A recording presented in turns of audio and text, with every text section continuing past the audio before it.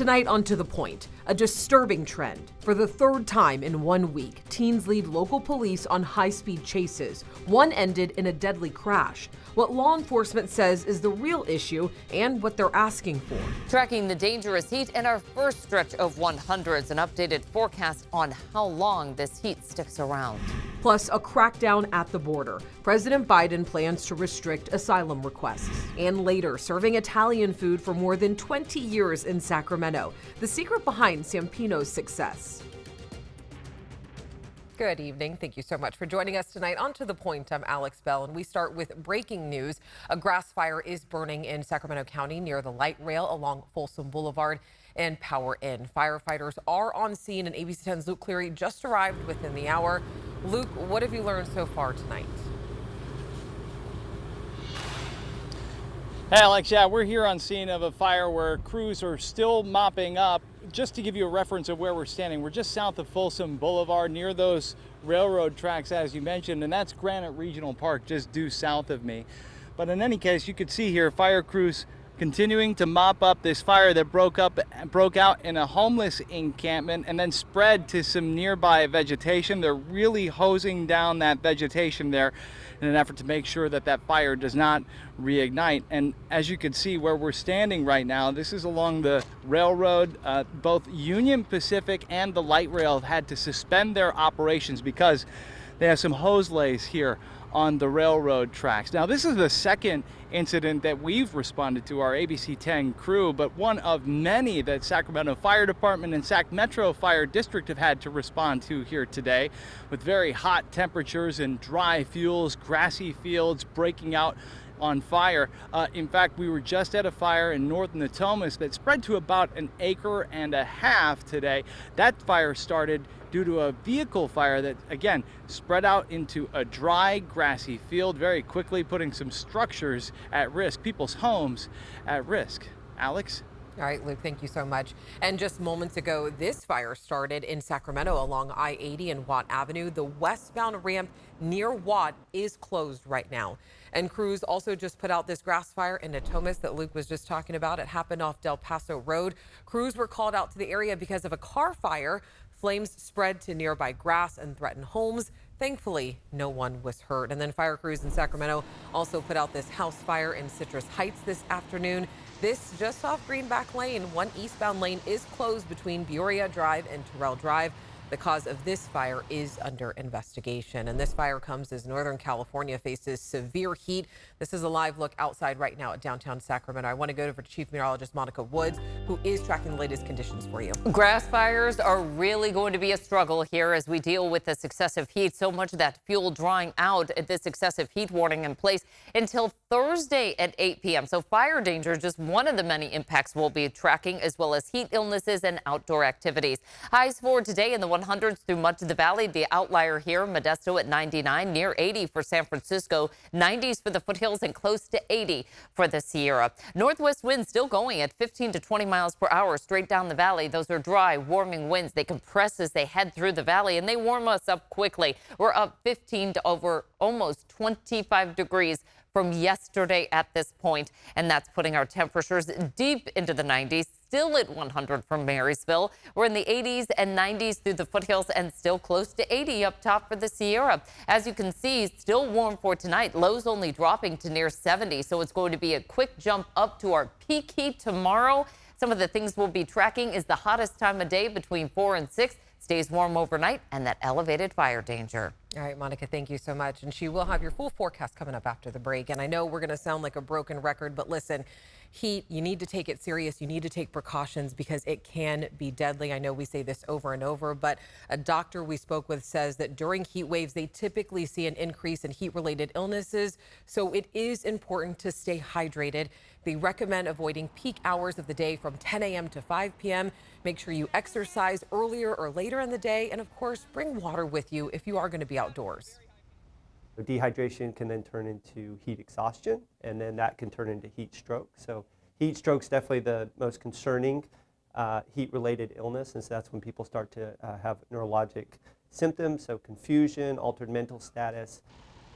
The elderly, infants, and toddlers are more at risk of heat-related illness, and if you feel sick and are concerned, call 911 and they can help determine the best level of care. And you can stay up to date with the current weather conditions in our free ABC 10 app. There you can also find information on cooling centers and tips to save money on your air. In other news tonight, a 55-year-old man is dead after he was hit by a car involved in a high-speed chase out in Elk Grove. Police say the driver of the car was just 13 years old, and this is the third high-speed chase involving a teen in just 1 week. ABC 10's Becca Habegger spoke with law enforcement and youth advocates about how to address this. On Monday night, Elk Grove police say a 13-year-old driving a stolen vehicle led officers on a high-speed chase. Police say the pursuit ended when the 13-year-old crashed into another vehicle at the intersection of Laguna and Franklin Boulevards. The driver of that second vehicle died. Earlier Monday afternoon, in an unrelated incident, the Sacramento County Sheriff's Office says 2 armed teen gang members, also in a stolen vehicle, led deputies on a high-speed chase. Officials say the teen hit a pedestrian who suffered serious injuries but is expected to survive. The teens were arrested. And a week ago, this was the fiery end to another high-speed chase involving teens. The Sacramento County Sheriff's Office says gang detectives tried pulling the car over for an equipment violation when the driver sped off. Officials say the 2 in the vehicle were 16-year-olds in a gang and they had 3 guns with them. Nobody was hurt. Not every gang member is a bad guy. A lot of them are, decent kids that are trapped. But there are some that are straight up criminals, and we need to call them that. And these guys that we've arrested over the past couple of days are straight up criminals. Now, again, is their future lost forever? Maybe not. But we need to take some hard intervention, take a hard look at what we're doing. Sergeant Amar Gandhi with the Sacramento County Sheriff's Office says it's all too common for teens accused of serious crimes to get booked into juvenile detention and get out on probation just days later. He says the 2 accused in this chase are still locked up because investigators have now linked them to a shooting that happened earlier in the day. This was a simple vehicle stop. A vehicle stop that manifested into something much more. A proposed state bill called SB 50 could prevent law enforcement officers from trying to stop drivers for low-level offenses like a broken taillight. This is something Sergeant Gandhi is critical of. The more tools you take away from law enforcement, the more tools you take away from prosecutors, it's, again, just another drop in the bucket of why we are not safe anymore. Advocates for SB 50 weren't available for an interview this day, but speaking in favor of it back in March, they said, We know that far too often black and brown folks are pulled over. It will also free up law enforcement to do the real work that they need to do instead of this, stopping folks just because of a tail light's not working. I'm seeing too many of these kids go in, come out, do the same exact thing. There has to be some level of accountability. Barry Axios runs a community-based organization called Voice of Youth, which uplifts local youth. He says teens need to know there are serious consequences for serious crimes and would like to see rehabilitation include groups like his, which offer support and structure. And we asked about the status of the bill that would ban law enforcement from pulling people over for low-level infractions. The bill's sponsor says they are still working on making it a law later this year. All right, next on To the Point. A project aimed at reserving water passes a major hurdle, how it could benefit our area. Plus, President Biden signing an executive order on immigration, what it will allow him to do. And then later in the show, the Sampinos on Broadway meet the family behind the restaurant, standing the test of time.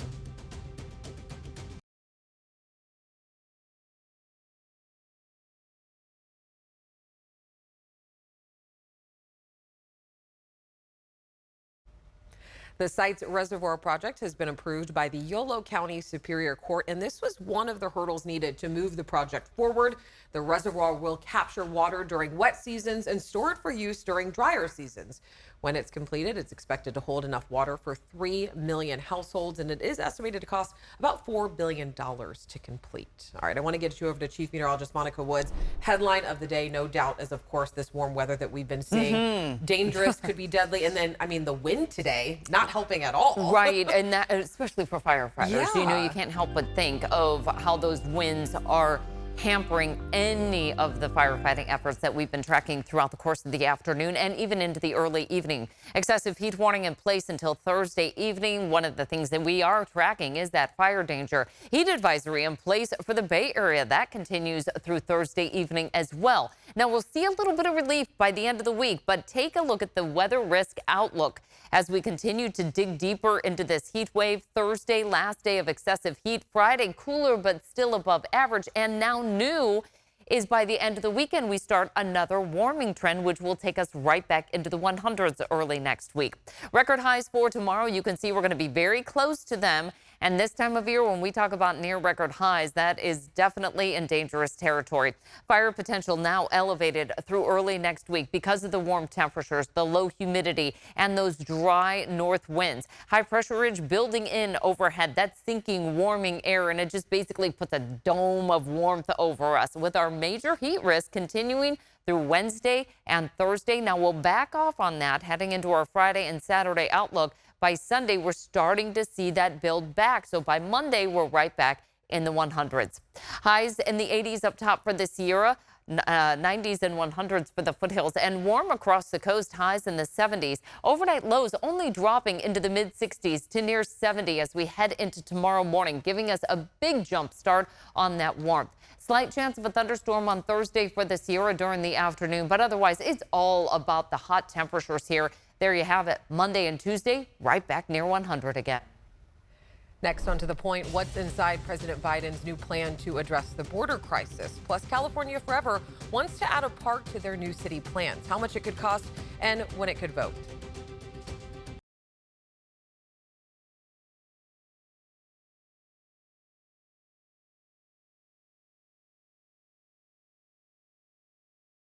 Tonight, a major change in policy is coming to the southern border. President Biden today announcing an executive action capping the number of migrants who can claim asylum at the border. And it comes as Border Patrol is seeing an increase in apprehensions.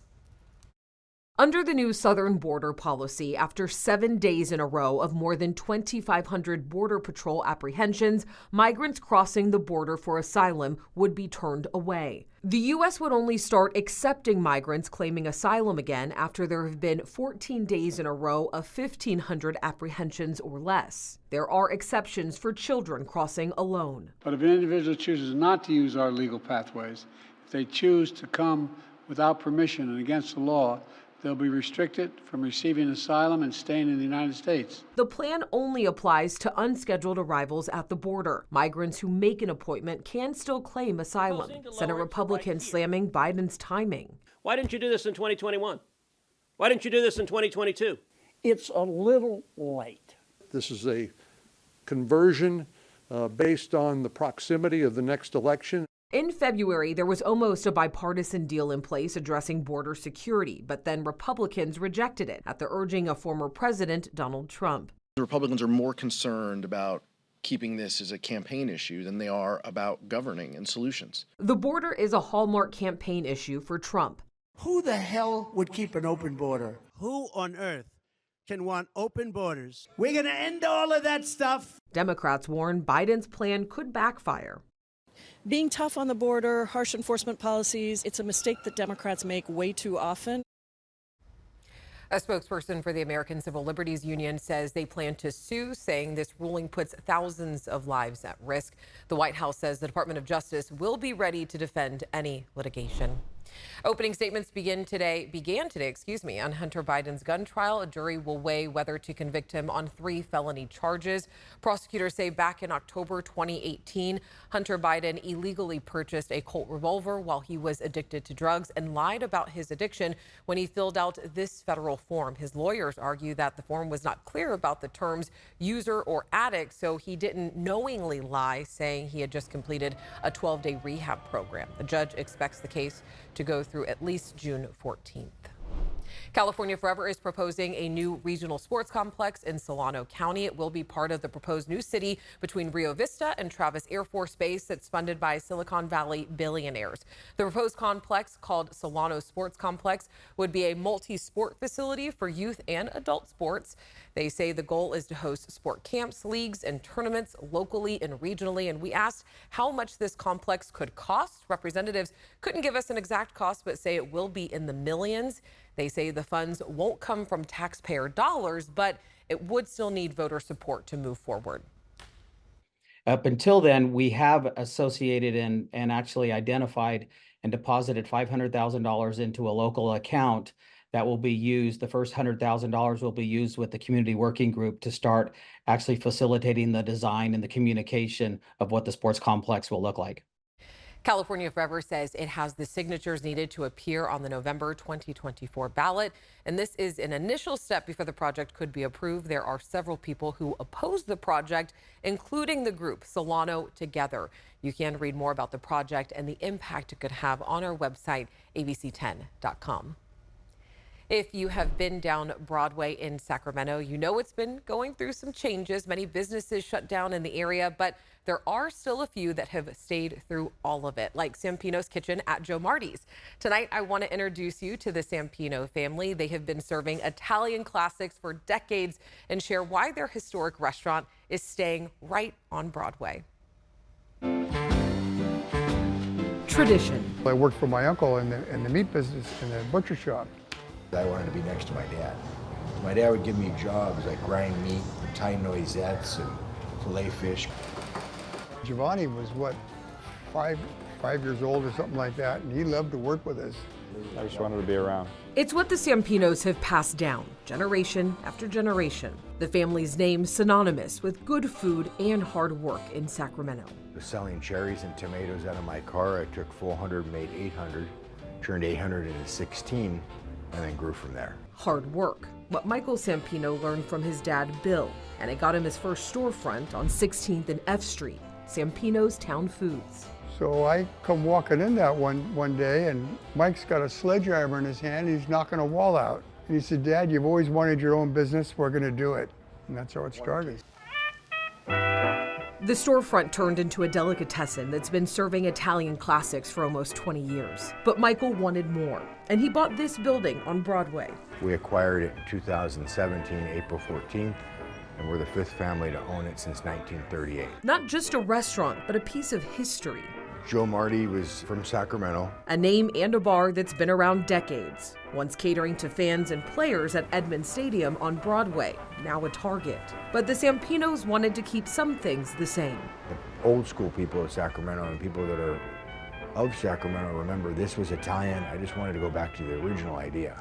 You got the sherry? Sampino's Kitchen at Joe Marty's feels like tradition and a step back in time. I figured we're in Sacramento, start with paying homage to Sacramento players. Some who've played, some who've passed. Michael keeping their memories and others alive. Everything's got a meaning. Plate by plate, things changed. Nothing hits my menu unless I put it on there. My father and my son make the sausage. That's a pretty special dish. My dad makes it in a hand crank grinder from 1893. We don't change anything about the way we are. I put on the same movies every day. It's Goodfellas and Bronx Tale every single day. When I'm cooking my 18 burners, I'm getting stressed out. People laugh because I'm actually looking up. I've seen it so many times I know what they're saying. I'll be watching my movie while I'm cooking to bring me back to reality. The more Michael changed, his family's traditions stayed the same. I really care about the experience. If a plate comes back and it's half eaten, every server immediately brings it to my window and shows me. I leave my kitchen with a full line of tickets and find out. It's only because they're full, because my portions are heavy, but I really care. I don't want to charge you if you don't like the food. What has your family given to make this happen? Everything. The Sampinos have never forgotten where they started. Every time we're together having dinner, we're always talking about work. And I think that brings us really close together. My son carries on everything I can't do and now makes improvements and things that I don't notice anymore. Sampino sits on a busy corridor that has been going through some changes too. Now the city is dumping all of their attention onto Broadway. I'm glad that we can contribute. People don't realize you're a restaurant, how are you contributing to this? But by us toughing it out, like when a conglomerate Starbucks closed or you had a Jamba Juice, when these big guys are giving up and then you see Jim Seamus at Tower and myself standing here, it's carrying on to give a reason to keep coming back. I'm just proud to be here. Because even when things change, sometimes we all miss the time when some things just stayed the same. My father's my teacher, my best friend. This is why this exists, because he taught me old ways of doing business in the 40s, 50s, 60s. A tradition the Sampinos plan to carry on. I know I'm not going to be doing it forever. I'll do it as long as I can. I enjoy going in every day. His son might do it.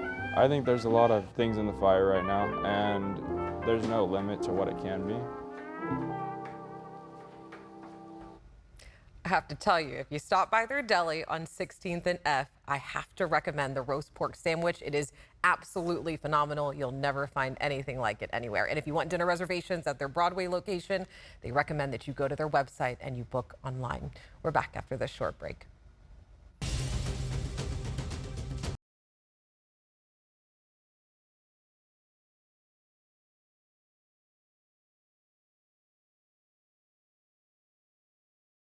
That is our show tonight. I want to say thank you so much for watching and for inviting us into your home.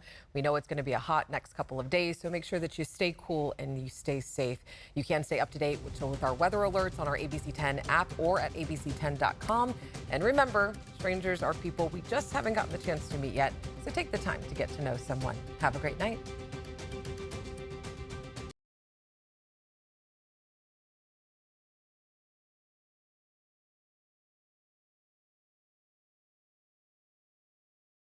Hey, it's Alex. I just wanted to say thank you so much for watching. The To The Point team and I love hearing from you, and I hope that you'll stay in touch. And don't forget, you can always email me and the team at tothepoint@abc10.com, or you can even send us a text message at 916-321-3310.